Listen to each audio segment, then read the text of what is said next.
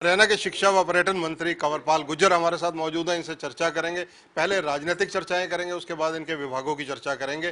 पंजाब केसरी में आपका स्वागत है गुर्जर साहब। जी जी धन्यवाद। गुर्जर साहब, जिस प्रकार से इनेलो का कुनबा बढ़ना शुरू हो गया है एक बार से, इनेलो में बीएसपी की पूरी टीम, जो पुरानी टीम थी, प्रधान प्रकाश भारती और टीम, और एक कांग्रेस के पूरे विधायक, ये लोग शामिल हुए हैं। इसको किस रूप में देखते हैं आप?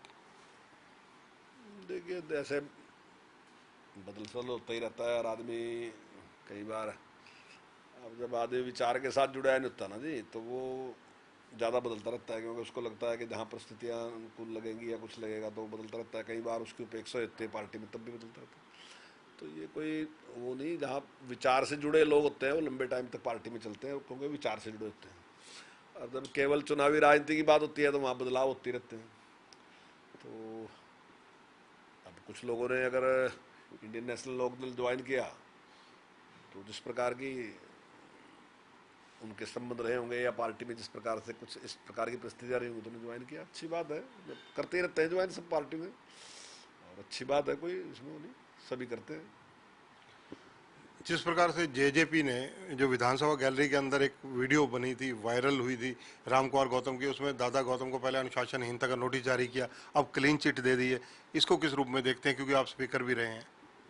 नहीं, देखिए, वो उनकी पार्टी का अपना मामला है, तो वो अपने आप ही जैसे भी वो करेंगे तो वो है। लेकिन मैं समझता हूँ कि जिसने भी वो वीडियो बनाई थी ना जी, अगर इस तरीके से लोग वीडियो बनाएंगे तो मेरे ख्याल का काफ़ी परेशानी सबको हो जाएगी, यानी कि कोई भी आदमी बात ही नहीं कर सकने कहीं भी। तो मुझे लगता है कि वो वीडियो बनाना सही नहीं था, वो बिल्कुल गलत था वीडियो बनाना इस प्रकार से। अगर हम कहीं बातचीत करेंगे, किसी का वीडियो बनाएंगे, कई बार किसी के भी मुंह से कुछ भी निकल जाता है। ऐसा नहीं था कि जरूरी 100% वो वही कह रहा जो उस टाइम उसने कहा। तो ये जो तरीका है, ये बिल्कुल गलत तरीका है। इस तरीके से किसी की वीडियो बनानी नहीं चाहिए, मेरा है। और जहाँ तक पार्टी की बात, आपने जो बात आप पूछना चाह रहे हैं, मैं उसको उसको कह रहा कि उनकी पार्टी का अपना मामला, उन्हें अपने आप ही निर्णय लेना, जो भी है वो एक इंडिपेंडेंट अलग पार्टी है, जो निर्णय लेंगे, ठीक है। गुजर साहब, आप क्योंकि स्पीकर रहे हैं, इसलिए इस बात को ज़्यादा गहराई से बता सकते हैं कि जो विधानसभा का विधायकों के बैठने का एरिया है, जिसे लॉन्च कहा जाता है, वहाँ पर कि जो भी कोई वीडियो ऐसी बनती है, वो क्या कानून के दायरे में नहीं आती? बिल्कुल गलत है वो, जो भी उसने किया वो कानूनी भी गलत है और वैसे नैतिक दृष्टि से भी गलत है। दोनों चीज़ें गलत है, जो भी उसने किया वो गलत किया। गुजर साहब, इसके अलावा पिछले, अगर देखा जाए, एक माह के अंदर अंदर दो मामले जो हैं बीजेपी के कुछ लोगों के साथ हुए। एक तो चंद्र प्रकाश कथूरिया वाला प्रकरण हुआ, दूसरा जो है मामला अभी आदमपुर से जो बीजेपी की उम्मीदवार रही हैं सोनाली, उनको लेकर काफ़ी चर्चाएं मार्केट में आई हुई हैं। इन मामलों में आपकी राय क्या है?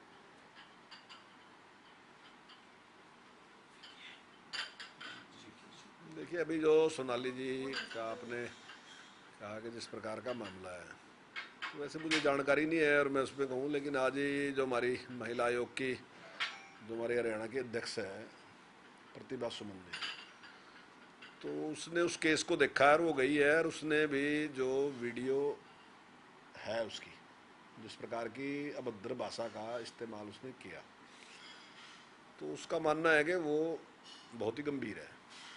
और मेरा मानना है कि ये जो जो कुछ भी हुआ है, ये वास्तविकता में कोई विकास के कार्यों के लिए झगड़ा नहीं था, झगड़ा उस टाइप का ही था। पर लेकिन मैं फिर भी इसका कोई समर्थन नहीं करता कि कोई भी अधिकारी है उसके साथ मारपीट करना उचित नहीं है। लेकिन साथ ही मैं ये भी कहना चाहूँगा कि किसी भी अधिकारी को भी, अधिकारी है या कोई भी आदमी, आम आदमी भी है कोई, उसको अपनी भाषा पे संयम रखना ही चाहिए। किसी के बारे में इस तरीके की भाषा का इस्तेमाल नहीं करना चाहिए। लेकिन ज़्यादा मुझे पता नहीं, जो लोग इसको देख रहे हैं, हमारे प्रदेश अध्यक्ष जी हैं या संजय भाटिया जी हैं, तो वो वहाँ गए हैं, तो ज़्यादा उसके बारे में उनको जानकारी होगी। जिस प्रकार से अब विदेशों में जो लोग जाते हैं, वो कहीं ना कहीं कबूतरबाजी का शिकार हो जाते हैं। उस मामले में पुलिस विभाग की एक विशेष एसआईटी बनाई गई है भारती अरोड़ा के नेतृत्व में। उसमें यमुनानगर के भी कई दर्जन युवक हैं, मतलब जो इसके शिकार हुए हैं, जो विदेश जाते हैं नौकरी के नाम पर, लेकिन वो लूटमार होती है, उनसे अंग प्रत्यारोपण के काम होते हैं। इन सब घटनाक्रमों को आप कैसे देखते हैं? बिल्कुल गलत है। अगर कोई इस प्रकार का काम करता है तो उसके खिलाफ सख्त कार्रवाई करनी चाहिए, और हमारे जो होम मिनिस्टर हैं उन्होंने इस प्रकार का एक एक्शन लिया है। और जो भी लोग इस प्रकार के गलत काम करते हैं उन सबकी इंक्वायरी करा रहे हो, उनके खिलाफ कार्रवाई कर रहे हैं। गुजर साहब, लॉकडाउन 1, 2, 3, 4 में शराब तस्करी का मामला हरियाणा में काफ़ी चर्चा में आया। उसमें एससीटी एक स्टेट लेवल पर बनाएगी, जिसको एक टीसी गुप्ता कमेटी, जो वरिष्ठ आईएएस अधिकारी हैं, वो लीड कर रहे हैं। ये जो एक एसआईटी काम कर रही है, उसमें जो रोहतक आईजी ने बनाई हुई है, जो रिपोर्ट्स अभी तक आ रही हैं, ये कई स्टेट में इसकी जड़ें देखी जा रही हैं। शराब तस्करी का मामला ये बहुत दूर दराज तक पहुंच चुका है। देखिए, सबसे बढ़िया बात सरकार की है कि सरकार को जैसे ही पता चला कि इस प्रकार की कोई घटना घटी और इस प्रकार से किसी ने अवैध काम किया, गलत काम किया, तो सरकार ने किसी का इंतजार नहीं किया कि कोई आगे कहेगा, तो सरकार ने उससे पहले सारा कुछ काम शुरू कर दिया, उसकी जांच शुरू कर दी। अब जो विपक्ष के लोग या दूसरे लोग कह रहे हैं ना जी, वो तो बाद में कह रहे हैं, हमने तो पहले जांच शुरू कर दी। मारे तो होम मिनिस्टर ने उससे पहले बयान दे दिया, माने मुख्यमंत्री ने बयान दे दिया कि किसी को बख्शा नहीं जाएगा, जांच शुरू हुई। अगर किसी ने भी गलत काम किया तो उसको किसी को बख्शा नहीं जाएगा, उसके खिलाफ कार्रवाई होगी। तो सरकार ने तुरंत उस पर एक्शन लिया। मैं तो बधाई देता हूँ सरकार को इसके लिए कि सरकार ने किसी की इंतजार नहीं करी कि कोई कहेगा, कोई डेपुटेशन मिलेगा तब कार्रवाई होगी। जब सरकार को लगा कि अगर किसी ने गलत काम किया तो उसकी जांच शुरू कर दी। गुजर साहब, इसके अलावा आपके विभाग, विशेषकर पहले शिक्षा विभाग की बात करते हैं, मानव संसाधन मंत्रालय के द्वारा जो नई गाइडलाइन आई है, नई चर्चा आई है, 1 अगस्त के बाद क्लासेस स्टार्ट करने की बात कही जा रही है। आपने पहले 1 जुलाई से करने की सोच रखी थी, क्योंकि कोरोना का दौर है, कुछ ना कुछ चेंजेस होते ही रहेंगे। तो इस वक्त आपकी रणनीति क्या है शिक्षा विभाग की? देखिए, अभी हमने विचार किया था कि भाई जो हमारी छोटे बच्चे हैं तो उसके बारे में तो हमने 31 अगस्त का सोचा कि 31 अगस्त के बाद उसको शुरू करेंगे। और जो हमारे 6ठी से 9th क्लास के हैं उनका हमने 15 अगस्त के बाद का विचार किया।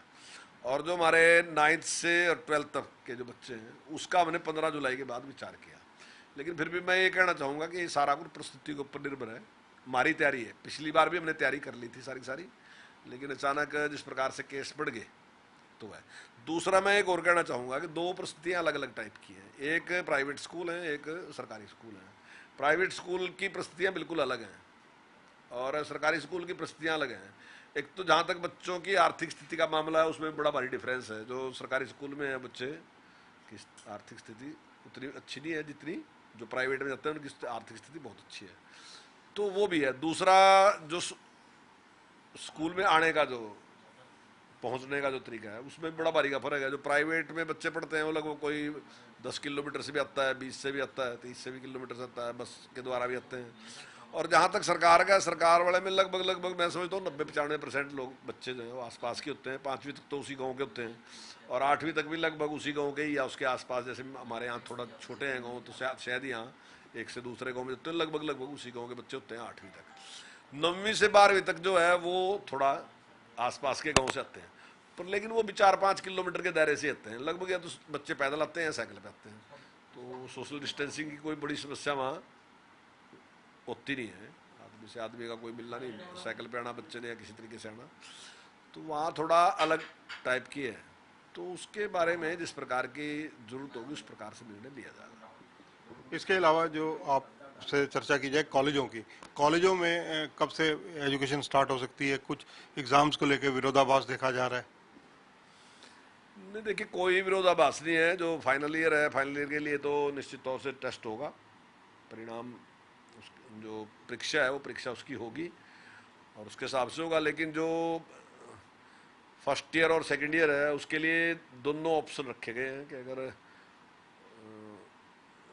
टेस्ट हो सकता है तो दी बेस्ट है, अगर टेस्ट नहीं हो सकता तो जो मार्क है, जो इंटरनल टेस्ट हुआ उसका और जो उसका सेमेस्टर का हुआ, तो उसके आधार पे भी यूनिवर्सिटी रिजल्ट डिक्लेयर कर सकती है। लेकिन ये निर्णय यूनिवर्सिटी ने लेना कि वो किस तरीके से इसको कर सकती है। यूनिवर्सिटी कब से नई क्लासेस, नए कोर्सेज जो है शुरू कर सकती है? कोई इसके लिए टारगेट दिया गया हो? अगस्त का महीना के 1 अगस्त से हम शुरू करेंगे। पहले भी वैसे 1 अगस्त से शुरू होता है, तो 1 अगस्त से उस पर विचार कर रखा कि 1 अगस्त से उसमें क्लासेस शुरू होंगी।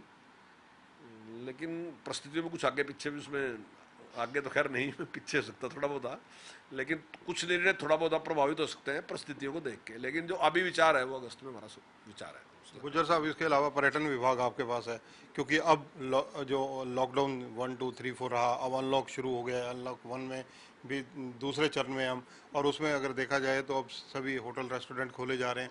हरियाणा टूरिज्म की क्या स्थिति है, क्या खोल दिए गए हैं या अभी भी बंद है? नहीं, हम भी जब जैसे होटल खुल रहे हैं तो हम भी खोलने के उसमें हैं, खोल रहे हैं हम भी। लेकिन आज की तारीख में तो कहीं ना होटल वालों के पास कुछ है और ना हमारे पास कुछ है। तो लेकिन क्योंकि सभी खुल रहे हैं तो हम भी खोल लेंगे इसको। किस कारण से आपको लगता है कि अभी नीरसता नजर आ रही है पर्यटन विभाग या दूसरे होटल इंडस्ट्री को लेकर? कस्टमर नहीं आ रहे, लोग बाहर नहीं निकल रहे कोरोना की दहशत की वजह से? देखिए, सारी जगह ही ऐसे ही है, कोई एक जगह नहीं। हर जगह जो बाहर जिस प्रकार से घूमना फिरना था उसमें काफ़ी कमी है। और वो कमी अच्छी बात है, बुरी बात नहीं है, अच्छी बात है। ठीक है, लोग जागरूक हैं इस बात में और वो सोचते हैं कि भाई अगर ऐसे जाएंगे तो कोई भी समस्या हो सकती है। और ये समस्या केवल उनकी नहीं है, देश की, पूरे देश की समस्या। अगर मैं कहीं ज़्यादा ऐसा करता हूँ तो वो समस्या मेरी मेरी नहीं है, मैं दूसरों को समस्या दे सकता हूँ कहीं भी जाएगा। तो उसका भी ध्यान रखना ही चाहिए और लोग बहुत जिम्मेदारी के साथ लोग व्यवहार कर रहे हैं। होटल चलना इतना ज़रूरी नहीं है जितना ज़रूरी लोगों का सेफ रहना है। तो लोग जो अमल कर रहे हैं उसमें बहुत अच्छा अमल कर रहे हैं लोग, और मैं समझता हूँ कि अच्छा है, ये बुरा नहीं है।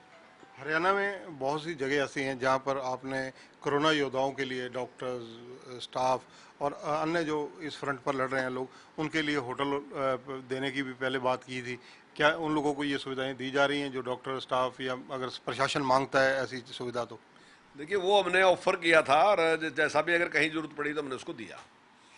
तो अगर कहीं भी जरूरत पड़ेगी वो हमने पहले कह रखी कि अगर कहीं भी जरूरत पड़ती है किसी डॉक्टर को, नर्स को, किसी भी स्टाफ को ऐसे को जरूरत पड़ती है हमारे रहने के लिए तो हम उसको देंगे। हमारे पास अब भी उपलब्ध है, आगे भी अगर इस प्रकार की कोई जरूरत पड़ती है तो निश्चित रूप से देंगे। तो ये हैं शिक्षा व पर्यटन मंत्री कंवरपाल गुर्जर, जिनका कहना है कि आम आदमी का जीवन सबसे ज़्यादा महत्वपूर्ण है, वो सुरक्षित रहना चाहिए, बाकी चीज़ें यथावत चलती रहती हैं। लेकिन कोरोना के इस महाकाल के अंदर लोग खुद जागरूक और समझदार हैं। पर्यटन विभाग पर चर्चा करते हुए उन्होंने कहा कि हरियाणा सरकार ने इसको खोल तो दिया है, लेकिन लोग खुद जागरूक और सावधान हैं, क्योंकि लोगों को पता है कि ये जो कोरोना है ये संक्रमण रोग है और एक से दूसरे में फैलने का खतरा लगा रहता है। शिक्षा विभाग के बारे में इन्होंने चर्चा की, राजनीतिक मुद्दों पर चर्चा की, और सोनाली फोगाट के बारे में इन्होंने चर्चा करते हुए कहा कि जिस प्रकार से महिला आयोग इसमें काम कर रहा है, उनकी जो आगे की कार्रवाई होगी उसमें सब कुछ चीज़ें निकल कर आ जाएंगी, और बीजेपी संगठन ने भी इस पर निगाहें रखी हुई हैं। कैमरामैन सुनील के साथ चंद्रशेखर धरनी, पंजाब केसरी टीवी, चंडीगढ़।